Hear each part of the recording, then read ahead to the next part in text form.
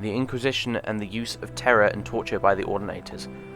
Within the temple hierarchy, it is an open secret that the Ordinators rely on abduction, terror, torture, and secret imprisonment to discourage heresy and dissent. The dissident priests feel that the Ordinators are either out of control or tools used to maintain a corrupt priesthood in power.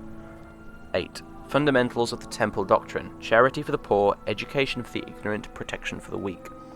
Although the dissident priests acknowledge that most rank-and-file priests honor the best traditions of the Temple, they believe that many priests in higher ranks are interested more in love of authority and luxury than the welfare of the poor, weak, and ignorant.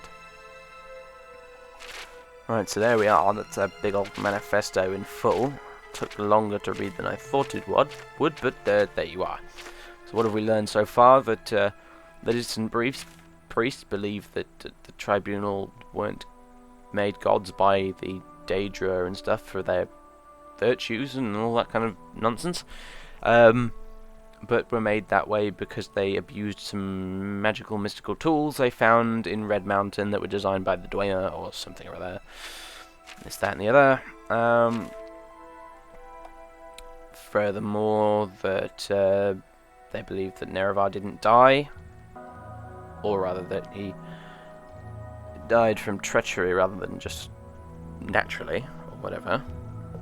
And that basically the temple hierarchy is all corrupt and stuff like that. So anyway, yeah.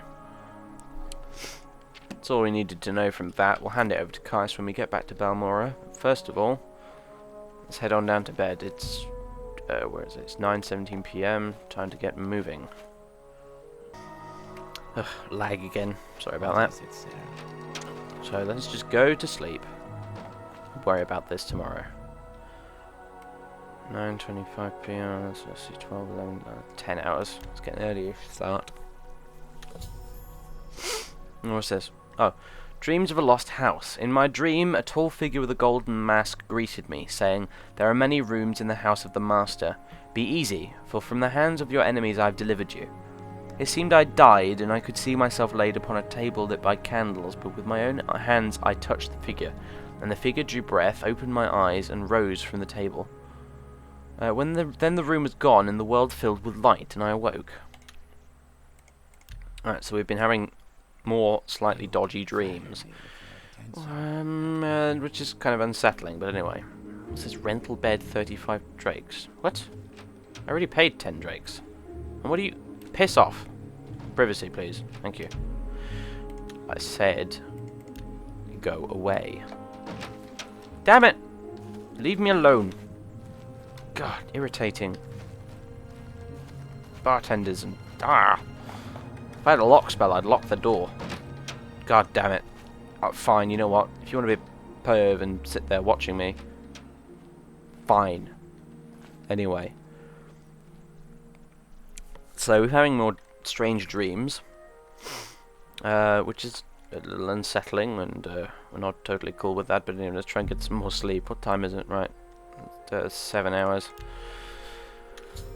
Oh, more dreams. I dreamed that a tall figure with a golden mask spoke to me, but I understood not a word.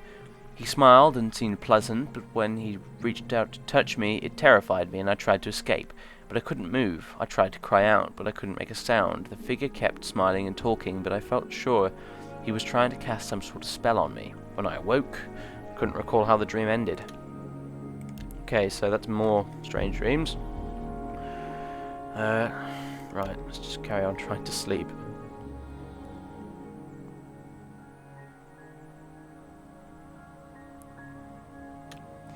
Right. I don't know what all that 35 drakes nonsense is about. I don't really understand, but anyway.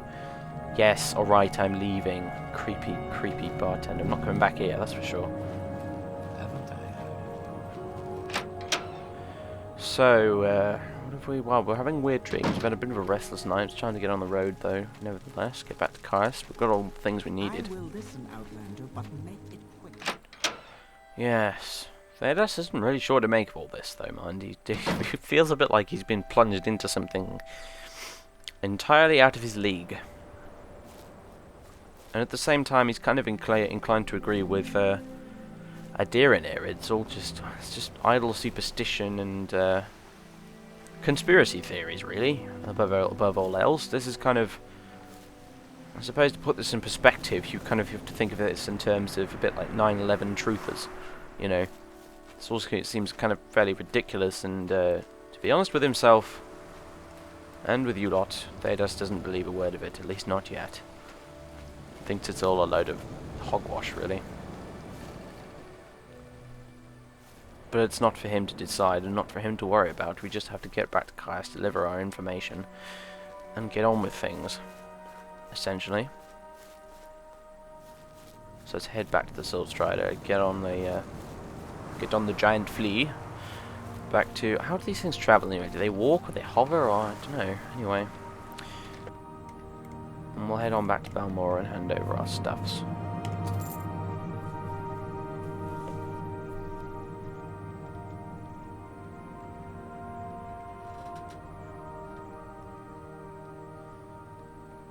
Oh, very foggy.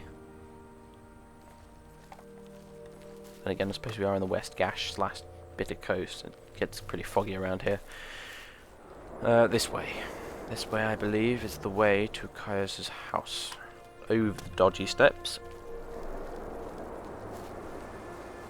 What is it with half the steps in this game? None of them seem to work. Strange. I don't understand. Anyway.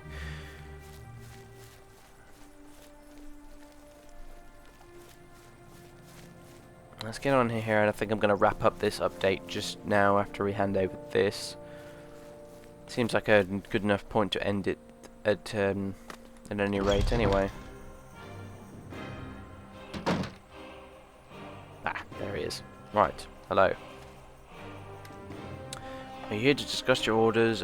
Yes, I am, actually. I've been and spoken to the lot of them, and here's what I found. I have your report, and I'll make copies of your notes from Hulir and the Progress of Truth. Give me time to read and digest all of this.